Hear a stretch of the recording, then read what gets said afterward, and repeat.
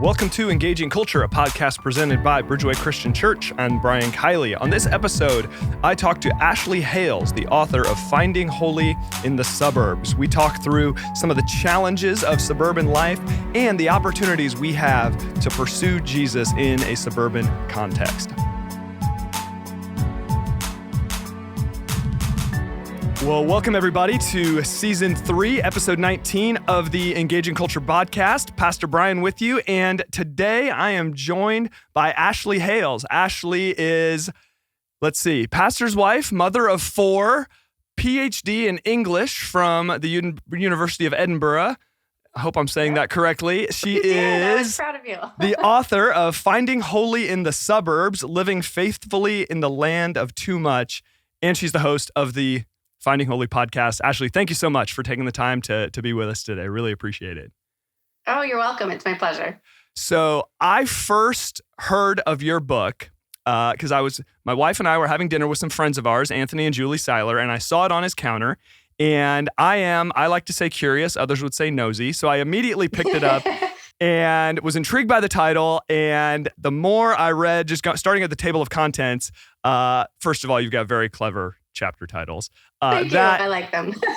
That intrigued me even more. And I knew within about 5 seconds, this was a book I absolutely had to read. So I got it and I read it and have just loved it and wanted you to be on this podcast because I believe just in the kind of our context here in Placer County, suburban Sacramento, so much of what you have to say can be valuable in our context up here. So just to get started, can you talk a little bit about the inspiration for the book? Why did you write a book about holiness in the suburbs? Yeah, what was fascinating is both my husband and I grew up here in South Orange County, in Orange County, California. So we're just, 15 hours down the road from you. But we grew up here, and when we kind of experienced a call to church plant back home, it made a lot of sense on paper. It made a lot of sense kind of in our spirits as we kind of walked that road together.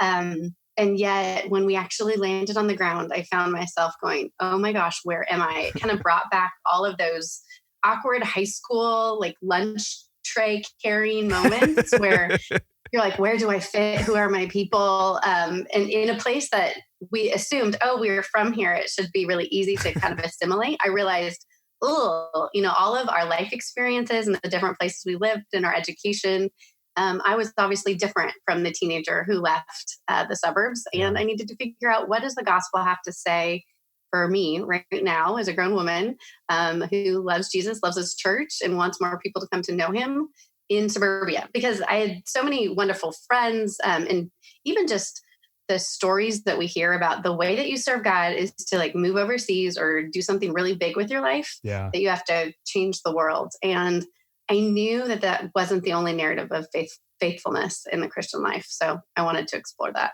Yeah, I want to ask you more about that later because that was an element of your book that really resonated with me. In fact, I quoted your book yesterday in a devotional in our staff meeting, just about this idea of kind of the change the world narrative. There's some benefit to that, but there are some challenges as well. And you're right, it's not the only story. And sometimes what can be communicated if we overemphasize the change the world story is those small acts of faithfulness. Right. Yeah. So broadly speaking, and we'll get into some of the details here as we go along, what are some of the unique challenges of suburban life in terms of what are some of the challenges that make it difficult to quote unquote find holy? Right. I think the problem we've talked about a lot is that here, at least where we are kind of in a more affluent suburb, or at least people posturing towards affluence, is that it takes a really long time for people to naturally kind of come to the end of their rope. It's when tragedy or trauma kind of comes right into the scene that people realize, oh gosh, I can't actually do this life thing on my own. And for those of us who haven't been raised, in kind of a prosperous environment, we're maybe a little bit quicker to realize that we need God. And, it's why Jesus said it's easier, right, for Sure. a camel to go through the eye of the needle than a rich man to enter the kingdom of heaven. And Yeah. I think we need to take that seriously, is that our affluence, or at least, the rat race, trying to kind of live this good life of comfort, is actually malforming our souls. And so things like, a focus on the self, individualism and busyness and safety and consumerism, that my identity is really tied up in what I can purchase, are the things that kind of eat away at our souls and lead us away from God instead of towards Him. Yeah. No, that's absolutely true. One thing we talk about up here, and Roseville, Rockland, it's a fairly affluent area. I've spent some time in Orange County. Some similarities, certainly. We say there's still pain here. The pain is just hidden. Yeah. How have you seen that play out in your own context? Because what's interesting for us is that we say the pain is hidden, and then yet when we are able to talk about from our pulpit or other places, you talk about pain, you talk about shame, you talk about the gospel freeing you from these things. It so clearly resonates here. Yes. How have you seen that play out in your own context in Orange County? Mm-hmm. I was just even having a conversation with a woman who isn't a believer the other day, and talking to her about my next book project, actually, and how, this narrative of freedom and be all you can be. And, how does that, it's just exhausting. And saying, I was just telling her, the story, I believe that Jesus came to live a perfect life for us, frees us from this rat race of, you need to be the perfect wife. You need to be the perfect mother. You need to volunteer in your kids' classroom. You need to, make sure you're working out and creating nutritious meals and planning parties, all of these sorts of things that we feel we have to be perfect at. Yeah. It's just one of the ways in which we see some of that pain of trying to live up to this narrative. But, we've seen people's marriages fall apart and health problems, and pain is obviously not a respecter of whatever amount of money that we have in the bank. Sure.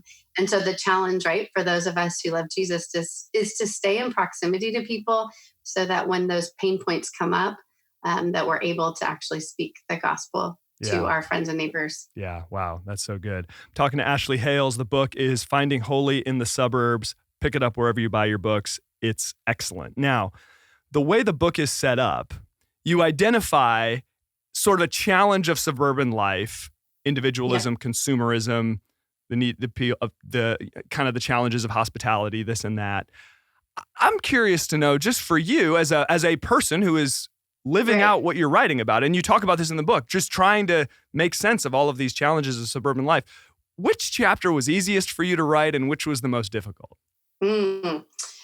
I think the hospitality chapter was probably the easiest, because that's just sort of been how my husband and I have done our life together since we were married. And even when we were first married, we hosted a Bible study in our little apartment with borrowed furniture. When we lived in Scotland for graduate school, we had the teeniest, dankest little flat. And yet that became an important place for us to invite people in, even though it was kind of moldy and freezing. So that's become just sort of the way we do things, and it's become habit at this point. And yet to realize, there's times and seasons where you need to kind of back off from that, or focus on how am I being hospitable to myself or in my marriage or my family. But I think the hardest one for me to write, where I was a little bit worried about it, was the chapter on safety. Where I was like, I could potentially get reamed about talking about our idolization of safety and our kind of our idolization of the nuclear family. Yeah, I mean, well, because it is certainly a suburban idol. That is, I think, beyond any real reasonable dispute. But at the same time, it does seem a little strange to, in any sense, come across as anti-safety. But of course, there are intermediate positions between sort of, hyper helicopter parenting. And we're not tossing our children out in the middle of the street and saying, go figure it out. Right, exactly. So, but no, I enjoyed your chapter on safety, and I thought it was a helpful corrective to, I think, some of our impulses that perhaps go a bit too far and can interfere, frankly, with the flourishing and growth of our children. So, can I see how it was a risk? Sure. But I think it was a risk worth taking. Yeah, and there's a great book called The Price of Privilege, where the author kind of looks at affluent societies and kind of ways in which like the parental expectations and kind of child expectations, and then having all the resources to fulfill those expectations is actually leaving children in suburbia, affluent children, a lot more prone for mental health problems and suicide than actually children in dire poverty. Yeah, it's amazing to look at some of the research. And I'm reading a different book right now that has actually cited some similar statistics, and it is amazing to me the prevalence of some of these challenges that you've described and how much more prevalent they are in, like you said, affluent areas versus impoverished areas. And it's right. Anyway, it's quite startling. Now, before I ask you more about your book, I want to ask you just a couple of questions about your podcast. Finding Holy is the podcast for our listeners. Check it out, subscribe. It's excellent. I've listened to a whole bunch of episodes, and I've million things I could ask you about, but I want to ask you one sort of funny question and then one hopefully more substantive question. So one of the things I immediately loved about your podcast was your quirky, funny question that you ask at least all of your guests in season 1. I haven't listened to every episode in 2 and 3. Yeah. You ask them about their laundry routine. Yes. I think I understand why you do that, and I think it's funny and it makes the point. But talk a little bit about why you do that. You're talking to all these people about these huge ideas, and that you end with, so how do you do your laundry in your household? Right.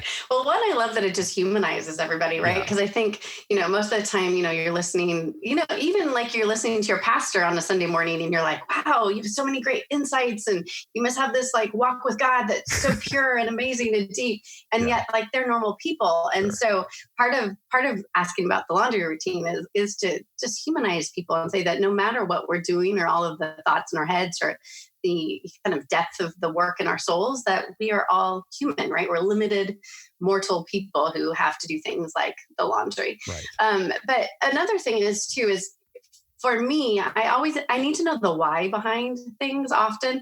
I can get super bummed about like the laundry, right? And stores, just the monotony of it. Totally. And so if I can connect to a bigger why behind something that feels really mundane to me, I'm able to see the beauty of it, the story of it. And so part of that is I love to hear what other people do, if they connect that, or if they or it becomes kind of a grudging sort of chore to do. So, and it really did start from Kathleen Norris, who's a Catholic writer, has a book called Liturgy, Laundry, and Women's Work, I believe, which is a short little essay. And she talks about, she came back to faith when she was at a Catholic church and noticed the priest, like they clean out the chalice after communion. And so she's like, he's doing the dishes. And it kind of like exploded her mind of like both the mundane and the holy, right, in the same space.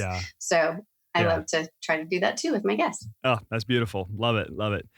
Now, recently, you and your husband, who is pastor of Resurrection OC, that's the name of your church, right? You have sat down and recorded some episodes on suburban secularism, which were fascinating in a whole bunch of levels. Your husband won me over immediately by saying that he's a fan of Mark Sayers and John Mark Comer and This Cultural Moment. Love those guys. Just finished a Mark Sayers book a couple weeks ago. And the book on Hurry, it's good. I haven't read that one. No, I was reading Mark Sayers' Strange Days. It was really, really good. But I want to read John Mark's book as well. That was John Mark Comer's book. Yes, no, all good. So you were talking about secularism, and you were saying how oftentimes we think of secularism as being urban, being associated with the political left, and I think that's all certainly true. But you and your husband, you're in a suburban, politically right-leaning context, which in that regard, very similar to the context here in Placer County. And you've discovered a different kind of secularism. Can you talk about that a little bit? And even sort of the way that you've defined secularism in the episode, I thought was pretty fascinating. Yeah, we talk about secularism really as, that life can be great without God. One way that Mark Sayers talks about it in the podcast, This Cultural Moment, is, wanting the benefits of the kingdom without the king. And so, we can think of the ways that Christianity has kind of made life more just, like for cultures across the world, that women and children are not enslaved, right? That we all have identity and value as image bearers of God. But now I think, we take all those ideals of justice and identity and meaning and purpose, and we've taken God out of the equation. Yeah. And so really, though, we tend to think, when we think of the word secularism, we tend to think it, we think of it as separate from sacred. And so everything that has to do with God is on one end of one box, and everything that has to do with things that aren't of God, our normal life, is another box. And first of all, we don't see that sacred secular divide in the Bible. Right. That we need to kind of keep getting our lives back together, kind of as a holistic story. But we see a kind of a secularism of the right as well, which means not simply like I'm going to like have intellectual arguments against the existence of God that we would see kind of on the left in a kind of postmodern worldview. Yeah. But also we see it we want the benefits of God without actually God in suburbia. And what that often looks like is I can do life just fine on my own. Thanks, God. I'm going to make sure that I put all of my effort into idolizing my family, organizing my calendar around my kids' youth sports, and that really my source of satisfaction and identity is in my promotions and what's in my 401k. Yeah. And I think it's interesting how, like you said, oftentimes we think of secularism as, these sort of arguments against God or a kind of overt lack of belief. But what you're describing is not an outright denial of God, but it is, you're right. It's this sense of sort of, I have my act together and I am pursuing satisfaction apart from him. Now, you sit me down and say, do you believe in God? I may or may not answer yes. But it's still a secular mentality that can very easily creep into suburban life. Right. And it's like, this is the story around which our lives are orbiting practically. Yeah. And so even if we can check all the boxes of belief, we haven't, like, the real gospel hasn't gotten into our bones that affects how we spend our money. What do we do with our time? Where our desires and affections and loves are oriented towards. They're really just all about self-preservation, which is a secular way of thinking and living. Right. That's a jarring realization, I think, to come to as we can evaluate our own lives. Like it's very uncomfortable. Yeah, Who, me, secular? No. But obviously there is I think there's some grace from God, and even having to process that reality of how much we've given into a secular mindset. Yes. And just again, how it can look different in the suburbs than where it might look in a different context. Right. So, yeah. And I think, that's the first step, right? To being able to move towards a gospel identity is to acknowledge, oh gosh, I have not realized how infiltrated I am and my own heart is into this story. Yeah, no, that's absolutely true. Now, at the one thing that that is not only present in your podcast, as you talk about, kind of, you're very, very clear on wanting to give just little application points that are actually doable, like things we can actually do to start to move things forward. But you do this in the book as well. At the end of the chapters, you give some practices, and on some of those chapters, you call them counter liturgies. To kind of counter liturgies to the ways that we can avoid getting sucked into the traps of the suburbs. Why did you choose the word counter liturgy? And then what did you mean by it? I think, and it's probably some of it comes from my background in English, but I think we really live our lives by stories. Yeah. We've kind of bought into stories, and whether or not we're conscious of them, they really shape what we do and what we choose to say yes to and what we choose to say no to.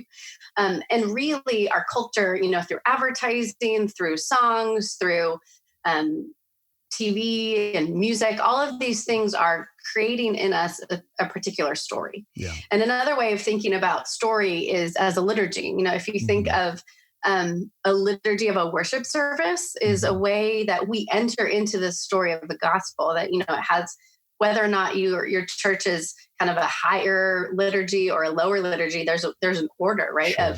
of doing the church service. Yeah. And and so the question for me is, how do we kind of get the story of the gospel, the liturgy of the gospel, into our real lives, and not just simply like what we participate in on Sundays?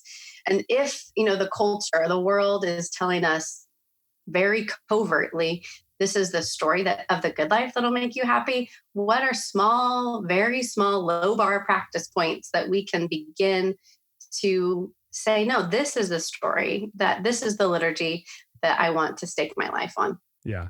And I think even what I like about the way you frame them, not only in the book, but also in the podcast, is these are practices that, kind of like you said, they're doable. They're things we can actually do. They're not, you need to uproot everything in your life. Right. Right. But they're practices that, and even, your husband Bryce talked about this on a recent episode I listened to. He said, he talked about how, the counter liturgy of reading Psalm 1 before you check your email in the morning. Right. Which is a beautiful psalm. And he said something to the effect of, like, it's not going to make a difference tomorrow, but over the course of a year or more, you'll be a less anxious person and all of that. Right. And I like that mindset of, okay, these are small practices where we can kind of play the long game, and God can use these practices to bring about transformation. Right. And it gives you a lot less pressure, right? Like, oh gosh, I have to get something out of my quiet time today, or it's not worth it. And really what that's saying is, God, I'm just trying to view you for what you can do for me, or what kind of emotional high you can give me, versus like, I'm in a relationship with you in the same way that, maybe our relationship with our spouse, sometimes, you go out on a date night and it's awesome. And other times you get in a fight on the way to the date. And other times you're like watching a show together or cooking side by side, and it's just normal life. Yeah. In the same way, that's what it looks like to live life, not only with the people of God, but with God himself. And so we just need something small, and it doesn't have to be hugely transformative, which just means we can kind of take our foot off the gas pedal a little bit. Yeah. And I love it. I love what you said. Takes the pressure off a little bit, which there's plenty of pressure. We don't need to be unnecessary. We don't need unnecessary pressure. Growth happening faster. I know. So as I was preparing for this interview, I'm, going back and looking through the books, and I, joked with you, I've got a million questions I want to ask. So I'm just going to pick and choose. Obviously, at the end of the day, people need to just get this book and read it. And once again, it's called Finding Holy in the Suburbs. Get it wherever you buy your books. But I just want to pick and choose and ask a few questions about some of the specific topics that you brought up. So in the first chapter, you talk about consumerism, which in my opinion, one of those things that is so easy to see in somebody else, but difficult to see in the mirror. And obviously lots of things fall into that category. And you say this, you say that finite things not only leave me hungry, but also create ways of being, or liturgies, that move me away from God. My question is, how does consumerism move us away from God, and how can we counteract that? Yeah. Great question. So I think all of these kind of idols of the suburbs, whether it's consumerism or individualism or busyness or safety, when we look to, like Tim Keller, pastor in New York City, is fond of saying, when we look at something that's a good thing, right? Being able to afford something, or, buying new bed sheets at Target, that's not a bad thing necessarily. But if it becomes an ultimate thing, that is the thing that I believe in the moment will satisfy this like angst that's building up inside of me, or, I got in an argument with someone, or I'm feeling just dissatisfied with my life, so I'm just going to go solve that emotional problem by buying something, then it becomes an idol. And so consumerism leads us away from God, because we begin to create habits in our lives that when I feel sad, lonely, angry, confused, worthless, unseen, unloved, buying will be the answer, instead of bringing all of that to Jesus. Yeah. I thought it was really interesting that you also said that buying can become our new favorite form of worship, which is a profound way of thinking about our purchasing decisions. And I think a lot of us in suburban contexts have had that experience of sort of, I don't know, the quick fix of buying something to make us feel better. You've touched on this a little bit already, but how else can we identify if because buying things, like you said, is not necessarily wrong. I mean, it's just part of life. How can we recognize if we are treating buying in sort of a worshipful sense? I think one question might be to just try to think through is there any kind of margin in my day? Or am I rushing around from one thing to another? And so even just creating little pockets of margin so we could kind of step back and go, how do I feel? Because I think we don't even realize, when we are going through the drive-through or getting another Starbucks or, going to Target to like satisfy this deep spiritual hunger for God. Yeah. And so even saying, okay, I'm going to put in my phone, and a buffer between all of my activities so that we can at least begin to slow down enough to ask our questions of ourselves to be like, am I actually purchasing this just because it feels good, or am I trying, or even just saying, okay, let's say give yourself a no shop month or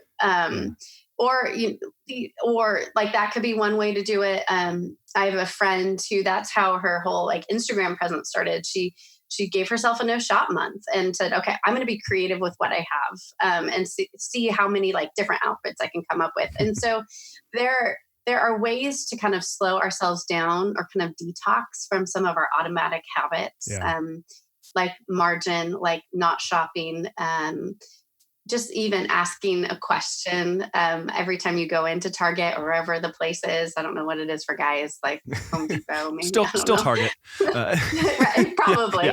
There's like there's cool dude fashion now at Target. But, hey, when I walk into Target, I have this like conversation with myself in the parking lot of like rehearsing, what am I here for? Right. Focus on That's that. Good. Very good. Yeah, I love that. And it's like, that is what you are about to get attacked by all sorts of things you want to buy. Yes. Right. But anyway. Yeah. Yeah. And it's not to say that you can't, get sales and less people, right? But to say, and it's not that we're saying just be austere and never buy anything, but I think it's important to question our habits occasionally to realize what we're doing and why. Yeah, no, that's well said. You also talk about individualism quite a bit in the book. It is obviously very easy to isolate in the suburbs, at least relative to more population dense contexts. Right. And that's something that we're constantly trying to overcome up here. I even just recently preaching in our main services, and I talk about this all the time. I talk about the challenges of isolation and the epidemic of isolation and really the need for proactivity to avoid isolation. But what we constantly hear back, and that my wife and I and my children struggle with as well, is just how do you fit kind of creating space for people in the midst of a busy life. And I want to, I guess, ask, I mean, you and your husband both have demanding careers. You have 4 children. There's obviously plenty to keep you busy right there. What are some practices you've found helpful in avoiding isolation in the midst of a busy family life?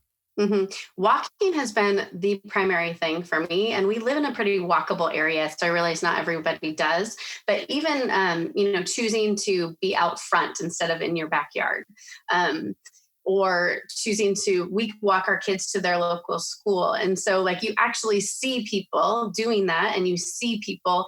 And so it's easy to kind of get this idea of where I think I live and what I think people are like, especially if you just like read the drama on a neighborhood Facebook group, which there's a lot of drama here.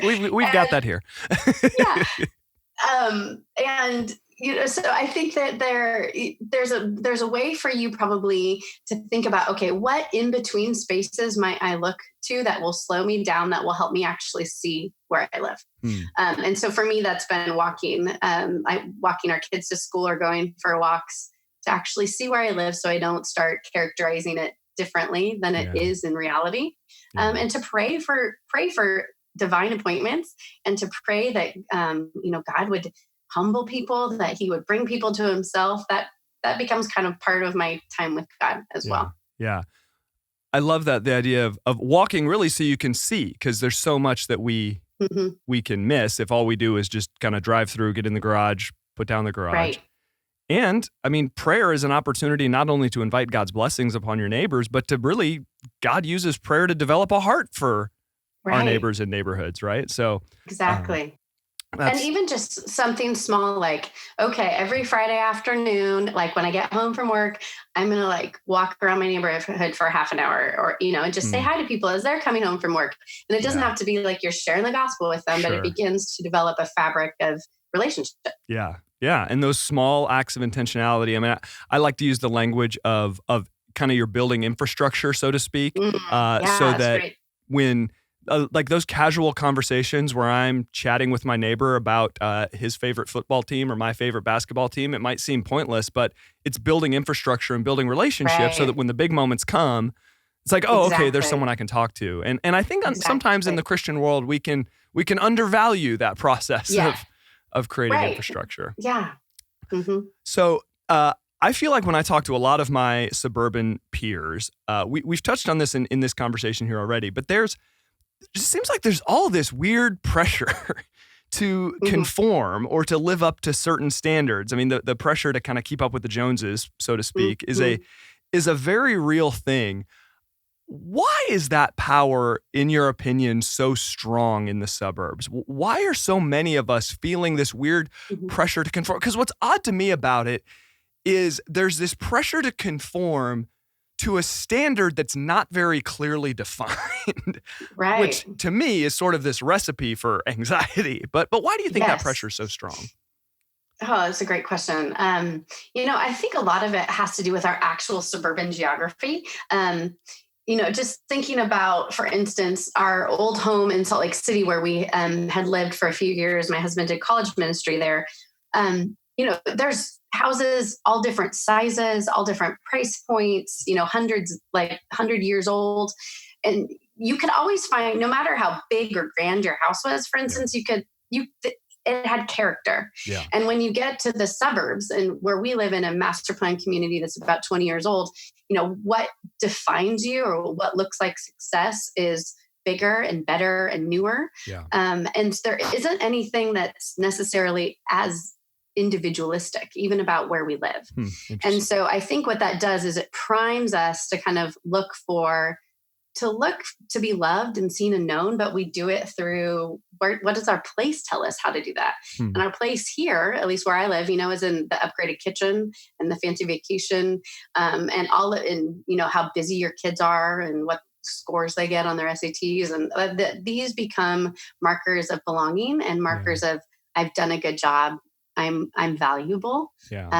And so I think even just recognizing, okay, these are the things that fashion us towards this story. This story is like a moving walkway and a treadmill that I can never get off of. Yeah. And the question for us as Christians is, what small practices do we do? What community are we a part of that tells us the different story, the story of the gospel, that Jesus died and rose again for us. He loves us. He calls us his children, and we get to live from that sense of belovedness for the good of other people. Like, that actually allows us to be free instead of trying to hustle, right? And get the bigger house and the vacation where we never feel like we're seen or valuable. Yeah. I feel like and so much of this comes back to identity, right? When our identity is secure, I think we feel less threatened by a lot of what we see. Mm-hmm. Something I try to just think through in my own mind, and I'd be curious if you have any insight into this or just thoughts on it, is I want to learn how to celebrate others without feeling pressured by their success. Oh, it's so good. Yeah. Your kid's a great soccer player.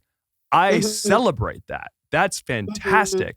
But that doesn't make me feel anything about my kid who is not as good, just to give a hypothetical example. You're going on vacation. That's fantastic. You're going on vacation. You've decided to make this purchasing decision. I don't know. Are there ways we can come alongside one another to celebrate each other, but not feel this pressure of somehow I'm less than or more than, or now I'm you just remodeled your granite countertops. Well, that's making me insecure about my old ones. It's just I don't know. I feel like that's just a practice that if we learn that, we can not only add value to others in the midst of their success, but we can escape this weird suburban mindset of feeling pressure to conform to it. Oh, I know. It's so hard. I just had a recent experience of this where, a friend of ours invited us over for a play date with all of our young kindergarten girls, and they had redone the whole house. And I was just like, gosh! And then I was feeling shamed, and I was praying. I'm like, God, I thought I'd worked through all this stuff. And you're like, they're never coming over to our house. Like, right. Or like, yeah. And just feeling like, I would do so much better if I had that amount of space and all that nice stuff. Like we would be so much more hospitable, right? Than, right. Oh my gosh. Yeah. We justify our covetousness and our envy, and it's ridiculous. Yeah. But I think part of it is got to know, okay, to ask yourself to identify your triggers. That's good. And so it might be the big house. It might be your kids' athletic prowess. It might be, I did well in school. And so if my kids don't perform as well as I did, I feel a little bit like something's wrong with me, So evaluating, okay, in prayer, what are my triggers? Is a great starting point. And then, not just avoiding those triggers, although it might be good for a while, right? Like maybe you mute someone on social media, or you decide to take social media off your phone for a while, so that you're not like sucked into this trap of comparison and envy all the time. So it might be good to do a little detox, just to kind of recalibrate your hungers, right? Because I say in the book, right, that healing always begins in the place of our hungers. And so what that means is, when I'm hungry and for God's affection and desire, ultimately, it's easier, right, to just look at someone's granite countertops and be like, man, I just want those. And if I had those, my life would be all cushy and amazing. And then I would serve organic meals and our family would be perfect. And I could just like sit on a cloud. There you go.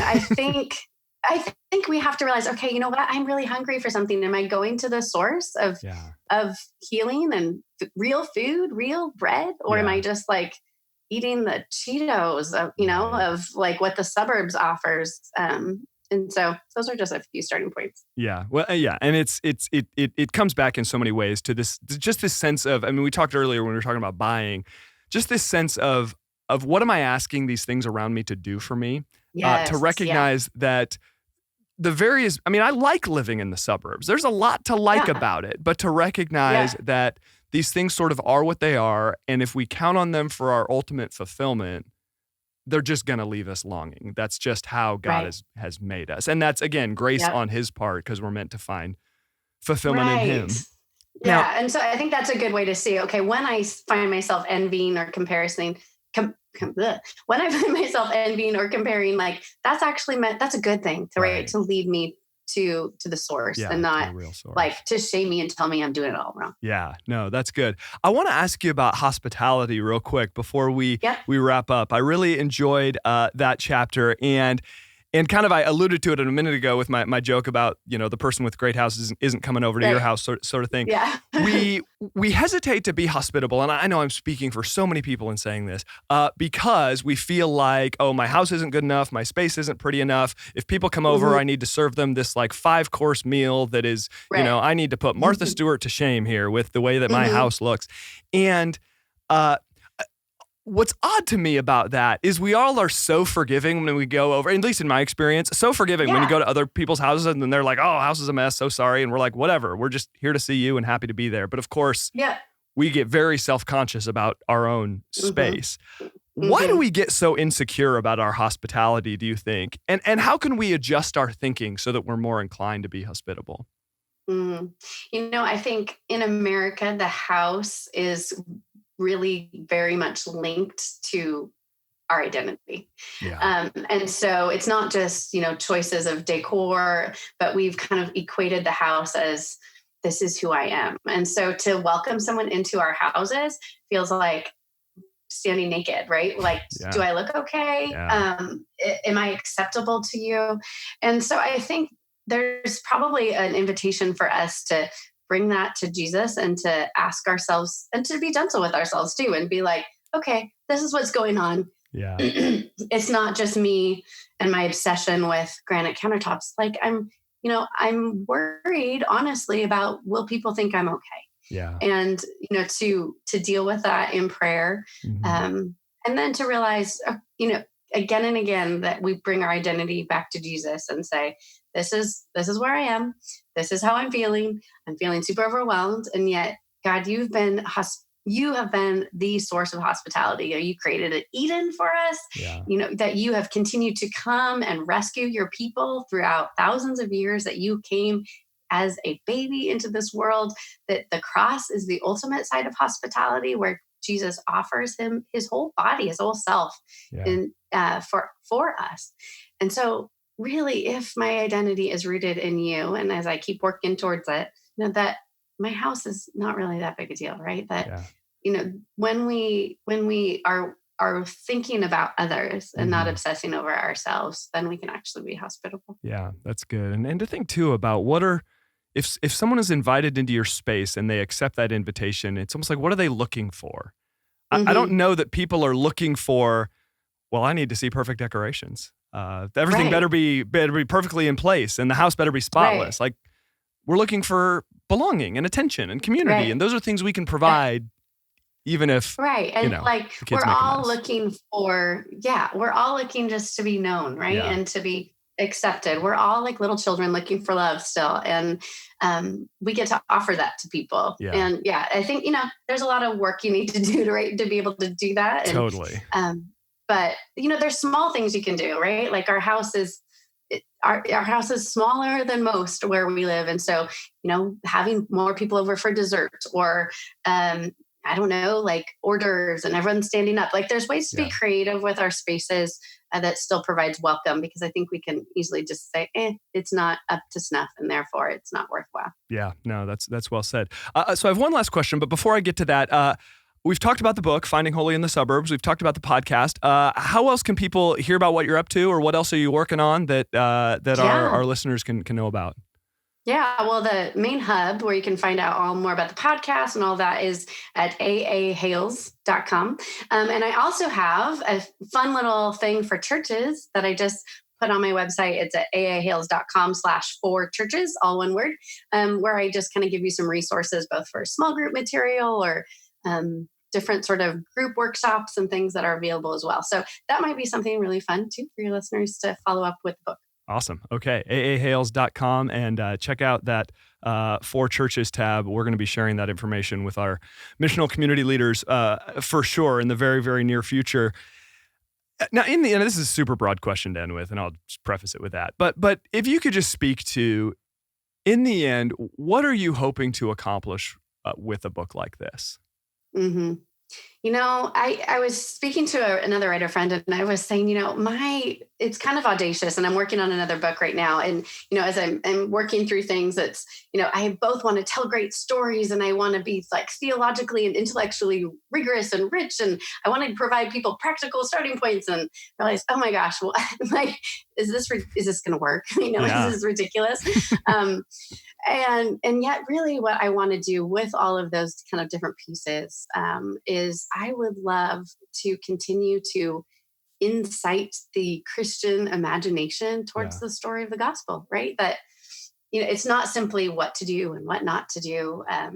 But I would love for more people to fall in love with Jesus and to actually try to change their lives a little bit, to participate with the Spirit of God in their formation in a world that wants to draw us into any other thing or just distract us than into the story of Jesus. And it's super scary to say, actually, I am banking my entire existence and my life that this story is true. Yeah. Yeah. That's well said, and that's beautiful. I just think about how much in my own processing of this book. It's such a unique book. I don't feel like there are a lot of people writing uniquely about the suburbs right now, which is unfortunate because it is. Yeah, there's obviously a lot of us live in them.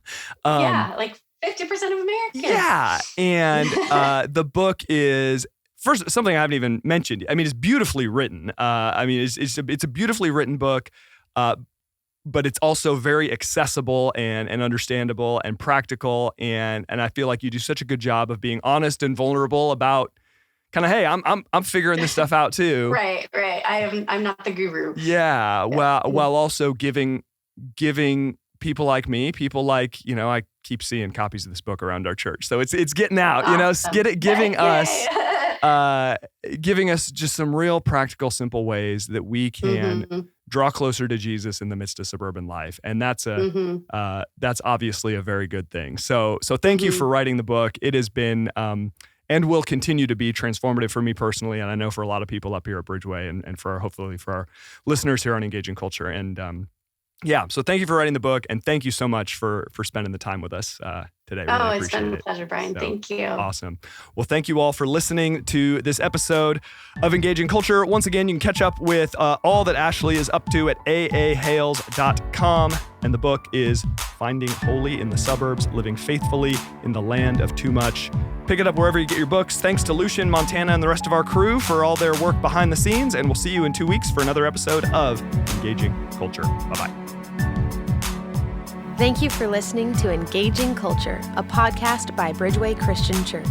If you enjoyed this show, please consider subscribing and leaving a review on iTunes. Thank you so much for listening. Music is used under the Creative Commons license and is provided by Dexter Britton.